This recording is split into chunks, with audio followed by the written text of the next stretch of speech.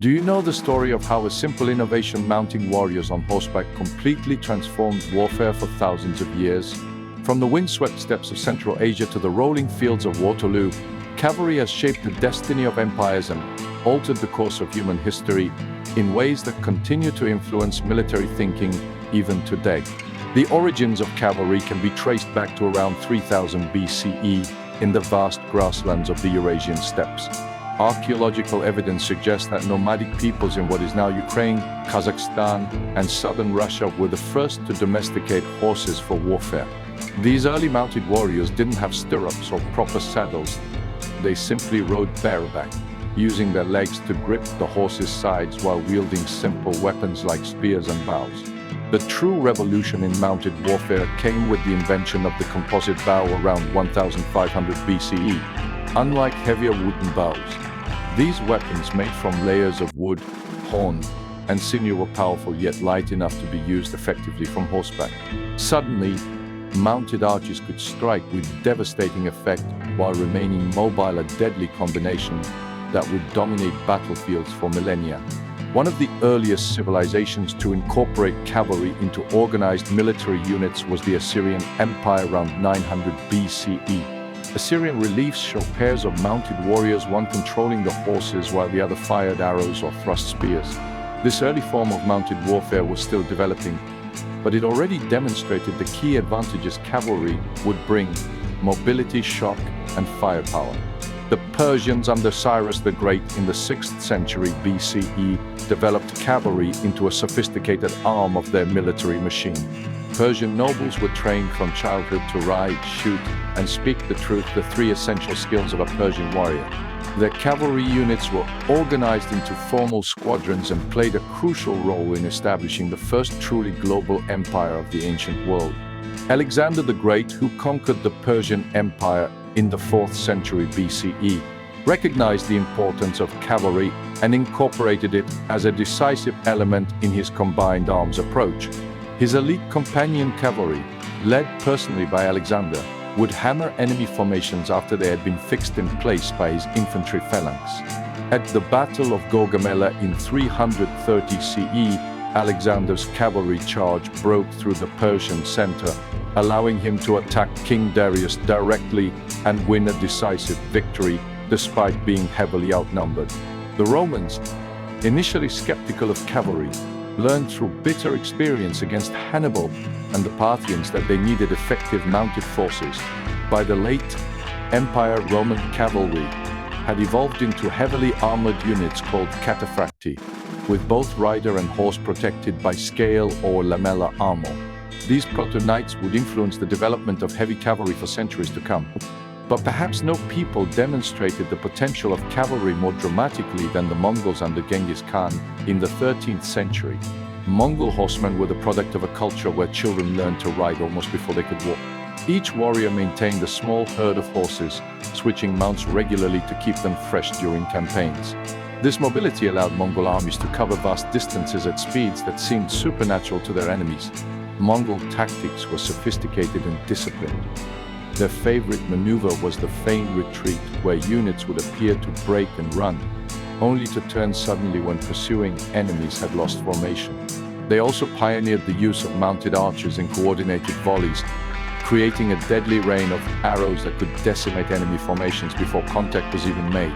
The Mongol conquest created the largest contiguous land empire in history, stretching from Korea to Eastern Europe, all built on the back of their superior cavalry. In medieval Europe, cavalry evolved into the heavily armored knight, the dominant force on battlefields from the 11th to the 15th centuries. Knights were professional warriors who trained from childhood in horsemanship and weapons. Their equipment was incredibly expensive. A fully equipped knight might cost the equivalent of a modern fighter jet in relative terms. This expense meant that knights were drawn almost exclusively from the nobility, creating a warrior aristocracy that dominated European society. The development of the stirrup was crucial to the rise of heavy cavalry. This simple innovation allowed riders to stand in the saddle and deliver powerful blows with lances without being unseated by the impact. The couched lance technique, where the lance was held firmly under the arm and guided by the rider's body weight and the horse's momentum, could deliver enough force to penetrate armor or unhorse an opponent. Knights typically charged in tight formation, knee to knee, creating a wall of lances that could shatter infantry formations.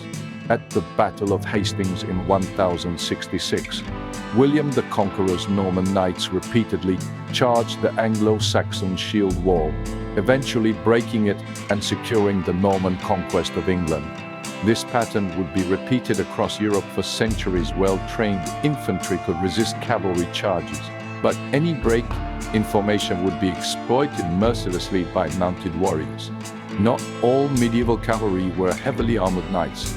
Light cavalry units like the Byzantine trapezitoi or the Spanish jinetes played crucial roles in scouting, skirmishing, and pursuing broken enemies. These lighter forces often employed javelins or bows, harassing enemy formations before the decisive heavy cavalry charge. The development of plate armor in the 14th and 15th centuries created the iconic image of the medieval knight fully encased in steel, nearly invulnerable to most weapons of the day. However, this same period saw the rise of infantry weapons specifically designed to counter heavy cavalry. The English longbow, Swiss pike, and eventually firearms would gradually erode the knight's battlefield dominance. The 16th and 17th centuries saw a transition period in cavalry warfare. Firearms became increasingly important, leading to the development of specialized cavalry types. Cuirassiers retained heavy armor on their upper bodies but abandoned leg armor for mobility. They carried pistols and swords, often employing the caracole tactic where ranks of horsemen would approach the enemy, fire their pistols, then wheel away to reload while the next rank advanced. Lighter cavalry types proliferated during this period. Hussars, originally from Hungary, wore distinctive uniforms with fur-trimmed jackets and carried curved sabers. Dragoons were essentially mounted infantry, using horses for mobility but often fighting dismounted. Light cavalry units like chasseurs and chevaux legions specialized in reconnaissance and pursuit. The Napoleonic era represented perhaps the last great flowering of traditional cavalry warfare.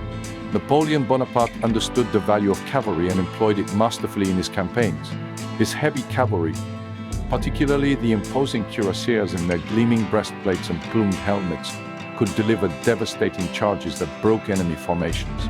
At the Battle of Eylau in 1807, Marshal Murat led 10,700 French cavalry in one of history's largest cavalry charges, smashing through Russian lines and temporarily saving a desperate situation. Napoleon's light cavalry, particularly his hussars and chasseurs, excelled at reconnaissance and pursuit. After a battle, fresh cavalry would relentlessly pursue defeated enemies, turning retreat into rout and magnifying victories. Napoleon famously said, "It is not enough to defeat the enemy. You must pursue him as long as he has strength to run." The 19th century saw cavalry reach its tactical peak, even as technology began to undermine its battlefield role. The American Civil War demonstrated both the continued utility of cavalry and its growing vulnerability. Confederate General J.E.B. Stuart's cavalry conducted brilliant reconnaissance and screening operations, while Union General Philip Sheridan's mounted forces devastated the Shenandoah Valley in 1864. Yet both sides found that frontal cavalry charges against prepared infantry armed with rifled muskets were increasingly suicidal. The development of breech-loading rifles, machine guns, and modern artillery in the late 19th century accelerated cavalry's decline. The Crimean War's disastrous charge of the Light Brigade in 1854 foreshadowed what would happen when cavalry faced modern firepower. Lord Cardigan led his light cavalry brigade against Russian artillery positions due to a miscommunication, resulting in devastating casualties, and immortalized in Tennyson's famous poem, "Into the Valley of Death Rode the 600. By World War I, cavalry's traditional role had largely disappeared on the Western Front. Machine guns, barbed wire, and artillery made mounted charges virtually impossible. The British cavalry at the summer in 1916 waited in vain for a breakthrough that never came. When they were employed, the results were often tragic. At the Battle of Flowerdew Charge in March 1918, Lord Strathcona's horse charged German machine guns with swords drawn, suffering 70% casualties in minutes. Yet cavalry found continued utility on other fronts.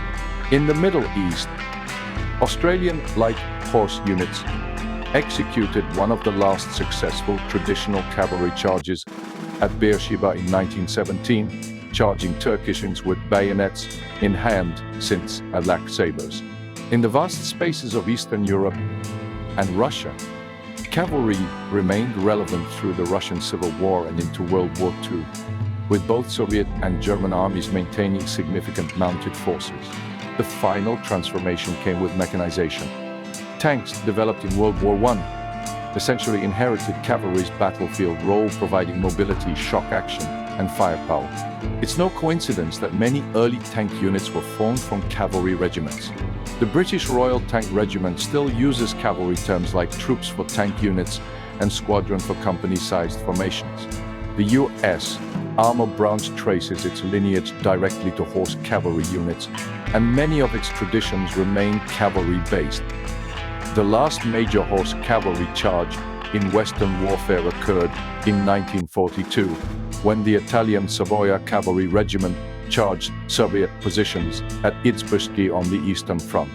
Armed with sabers and hand grenades, the Italians actually broke through the surprise Soviet lines in a brief return to warfare's past. Today, horses have almost entirely disappeared from modern militaries, though ceremonial units remain in many countries. The U.S. 1st Cavalry Division, though now equipped with helicopters and armored vehicles, proudly maintains its cavalry heritage. The division's insignia still features a horse's head, and its motto remains First Team. The legacy of cavalry extends beyond equipment and tactics. The cavalry spirit, emphasizing mobility, audacity, and independent action, continues to influence military thinking. Modern air-mobile operations using helicopters draw directly on cavalry doctrine. When U.S.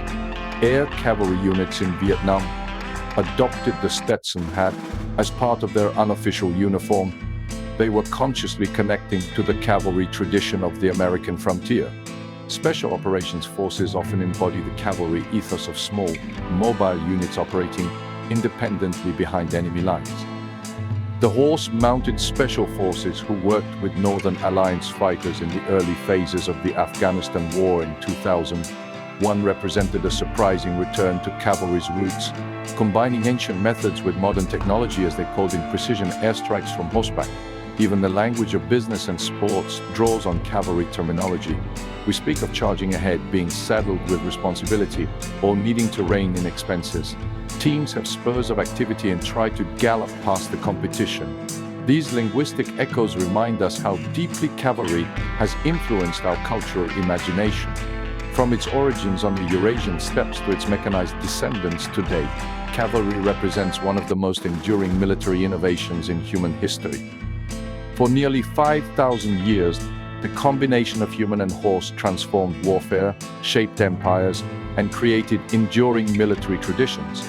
Though the horse has left the battlefield, the cavalry spirit of mobility, shock action, and audacity remains embedded in modern military thinking.